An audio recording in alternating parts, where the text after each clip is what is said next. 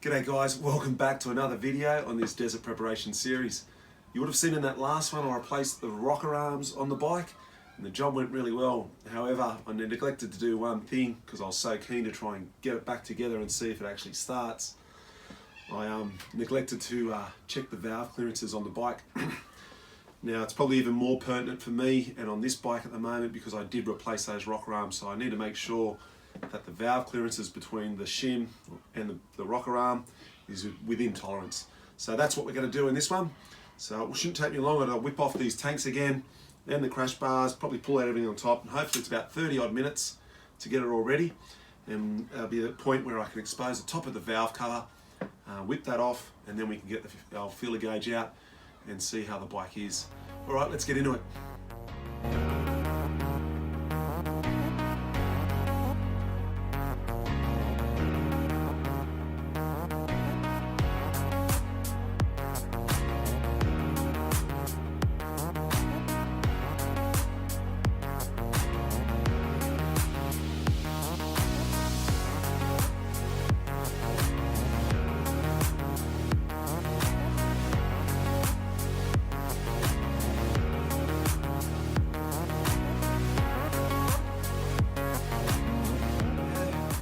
Okay, that job didn't take too long getting all that off. I was pretty happy.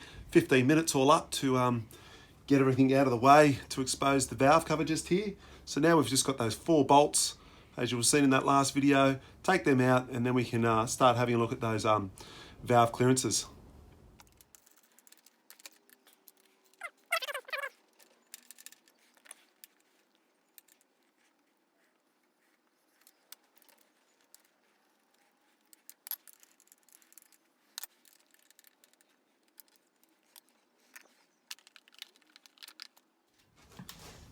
Okay, the valve cover's off and it gives us access to the head of the engine and shows us the cam sprocket, the rocker arms and all the valves. Now, also it indicates the position of the engine's in. Now, lucky for me, this one is not far off top dead center, TDC, so I don't have to move it too far, so I'm not going to remove the spark plug. However, if you were doing close to a full revolution or more, you may consider removing the spark plug for this movement, but I'm not going to bother on this one. Now, to move the engine to get it to top dead center, it's simply removing this plastic screw cap here, getting a 13mm socket onto the drive and just turning it till you get to top dead center. And there's a little notch on the top of the chain, the cam sprocket, and I'll show you that and that will give you an idea of when it's at TDC.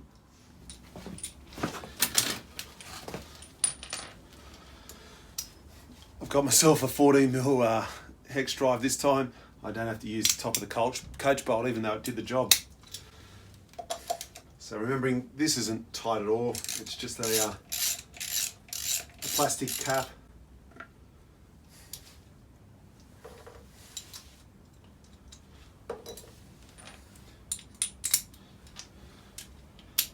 Now we can come in here and have a close look and we'll start turning this engine. So just turning it nice and easy, just moving it around. And I hope you can see that bolt on the inside there. And you can see the notch. Just trying to aim you over a bit more, getting towards the center of that bolt. And I reckon that there is close enough to top dead center. So bringing you nice and close, you can see also the 2 holes in the cam sprocket that allows you to remove the rocker arm shafts are also lined up. And we try and get in there nice and close. You can see that notch below that bolt there, and that gives you an indication that it's at top dead center, TDC.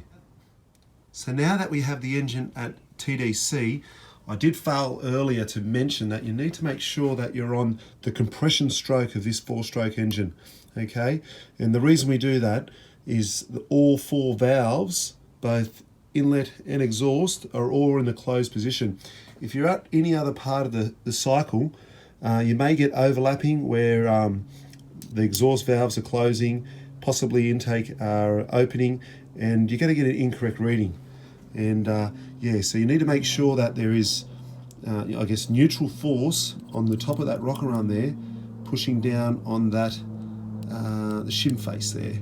So you can get the feeler gauge in there and get a good accurate reading of what the tolerance should be. And you can see down in here those cam lobe, both the that one's the exhaust, and on the other side being the inlet, are both facing down, so there is actually no pressure on those rocker arm bearings there, therefore not pushing down on top of the valves, giving us an incorrect reading. So that's important. Make sure it's on the compression stroke. I did fail to mention that, so I apologise. If you're doing it in any other part of the cycle, you won't get a true reading. So again, back with the trusty owner's manual, we need to go to page 181 into the technical data, and we come down to the valve plate, making sure it's cold, 0.07 to 0.13 of a millimetre. It's in the metric system, and the old imperial for those Yanks and anyone else, 28 thou to 51 thou of an inch. So you need your valve clearances anywhere in between those. All right, let's get those feeler gauges and have a look. Now the owner's manual said when checking the valves it needs to be cold, and that will give you an accurate reading of what your tolerances are. If the engine was hot or warm, those tolerances can change with heat expansion and so forth. So with me, I'll check my valve clearances. Hopefully they're within tolerance. Once that's done, I'm going to put it all back together. I'm then going to run the engine for a little bit, get it nice and warm, and then I'll drop the oil out. And the reason I do that is because any dirt or dust that may have gathered in the top of the head, I'm hoping that the oil change might get that out. So as careful as I've been in trying to make sure there's nothing falling in there, there's every chance as well. So that's what I'm going to do. All right, let's get the feeler gauge and see what we've got on these valve heads. So to check the valve clearances, what tools are we going to need for this job? Well, the most important one is a set of feeler gauges. This is a metric and imperial one, so it ticks both boxes there. I have a micrometer here, so if I need to, I can measure the thickness of the shims to see what new shims I need to put in there.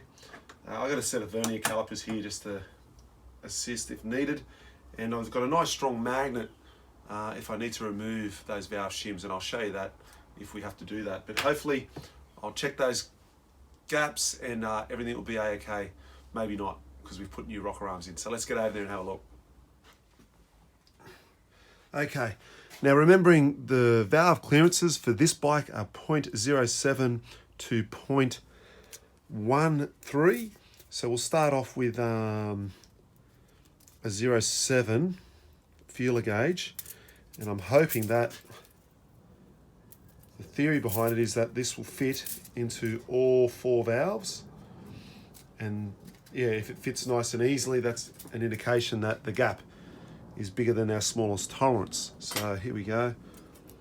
This is the 0.07. Make sure they're not doubled up with another thin one. I'm going to try and get that in there and see what kind of resistance, what kind of drag. All right, so that's in there between the rocker arm and the shim, and it's moving okay. There's a good level of resistance, but maybe just a fraction too much. Maybe a 0.6 will be good. So anyway, yep, so this 0.7 goes into that one.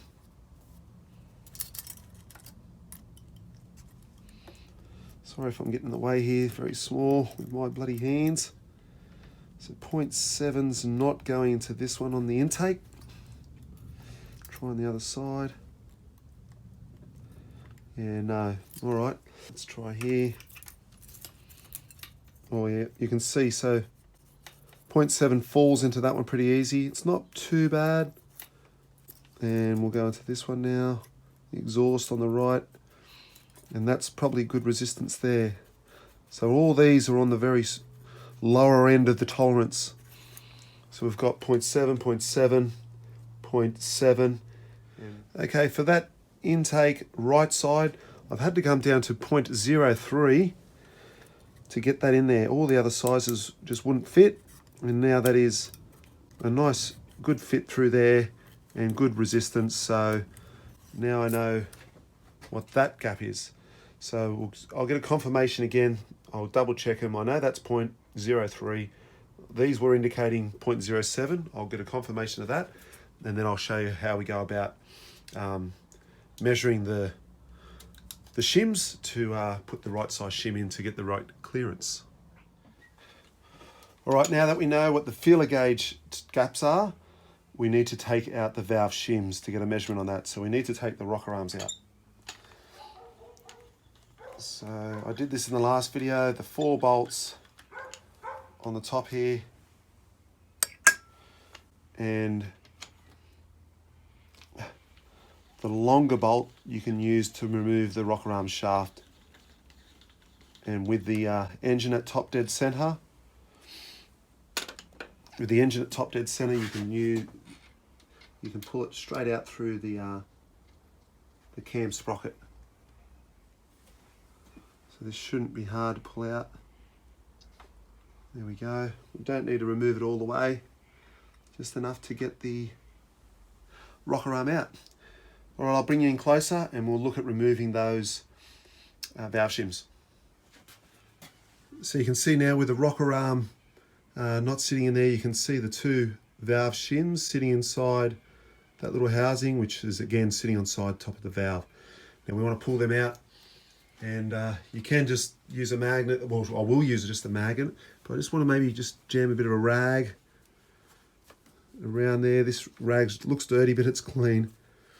And I'm just, hopefully if I was to drop something, it's not going to go down into the engine. So just a precaution. I'm pretty sure I'll be able to get these out okay. I also put just a bit of a texture mark there on the intake left, so I know which ones are which. So hopefully now that will just pull straight out, and there we have it. You can see the left one taken off there. I'll move that out of the way. Now we'll take the right out.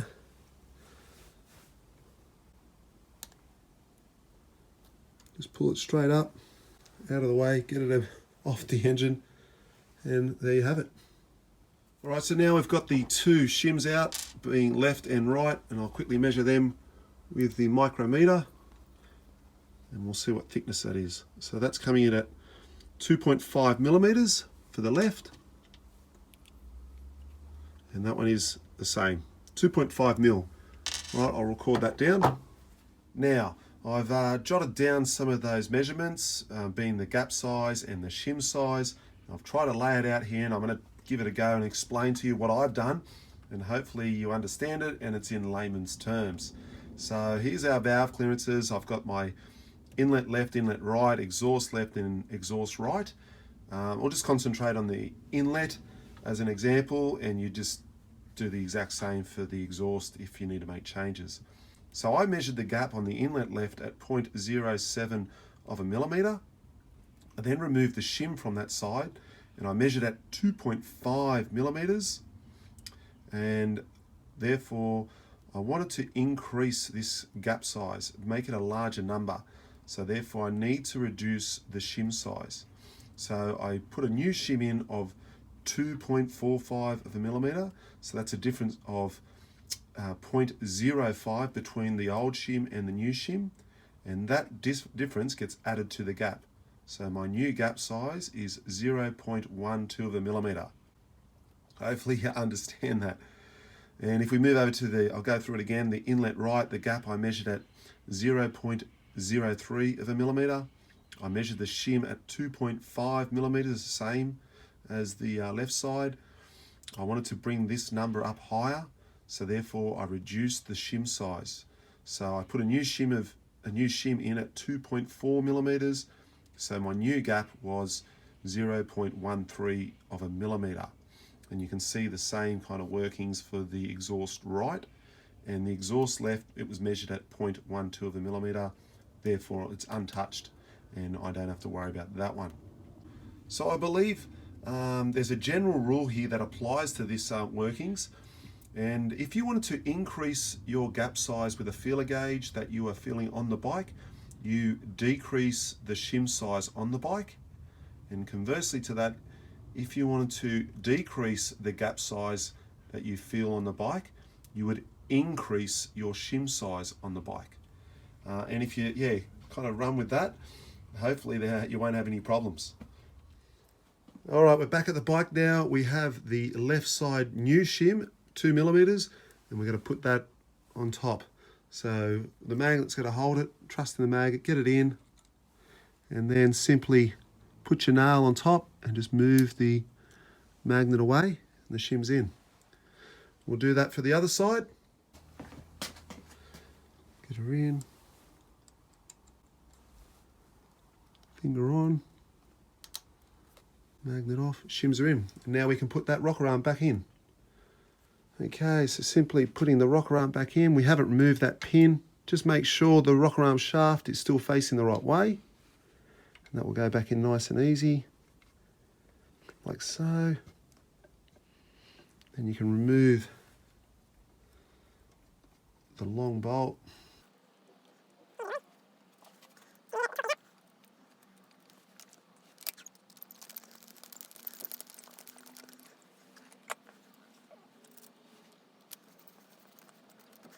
Okay, I'll torque them up and we'll check the valve clearance. Okay, after putting the rocker arms back in, so we get the 1.3mm feeler gauge, which is right on the top end of our tolerance, and it goes in, and you can probably hear that. It's just a nice firm resistance, kind of a drag, and I know it's touching on both faces, and if I was to move that, I can't move that, there's nothing at all. So yep, so we're right on the top end for both of them, and that's what we want. So happy days for the inlet. We will now go over to the exhaust, and I think I've only got to change one. Okay, so that's all 4 valves checked and secured. About to torque them up, but the gap is now all sitting on that high end, that 0.12. So our tolerances are 0.07 to 0.12, and these are all sitting on that 0.12, so at the high end of that, but all within spec, which is really good. So I guess the key point here is that whatever gap you check with your feeler gauge, if you want to increase that gap on the feeler gauge, you need to decrease that size on the shim.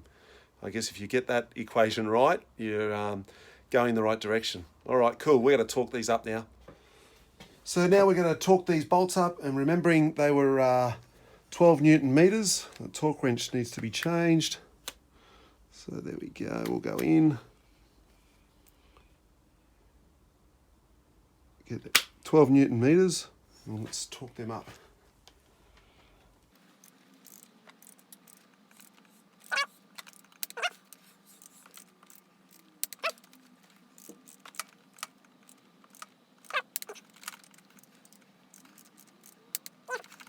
That's torqued up. We'll clean ourselves up and get ready to put the valve cover back on. Okay, air filter, or the Rottweiler air filter bracket hose to the throttle bottle is all back connected. All the hoses to the canisters, everything's done up. All the cables are back on. Let's fire this bad boy up. Okay, so everything's back on. We've got power. See if she starts.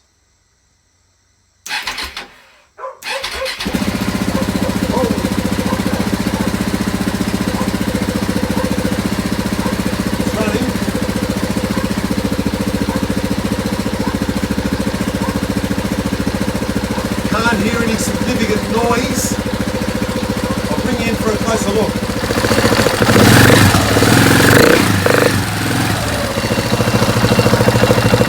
I'm happy with that. That is the bike running. I can't hear anything in the top end in the way of tapping significant.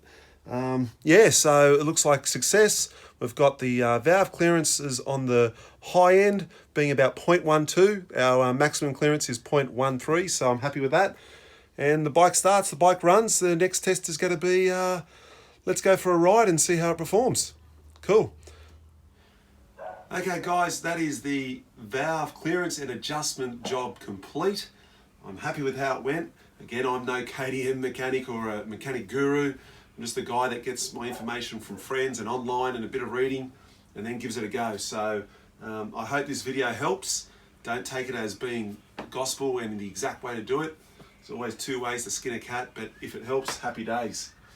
Yeah, so I've still got a bit to do, bike back together. I've also got to clean the air filter, drop this dirty oil out, and put some new stuff in, and also cut that real old rusty chain off and put a nice new one on. So that's this video done and dusted. I appreciate your time, hope you got something out of it, and safe riding, and I'll see you on the trails.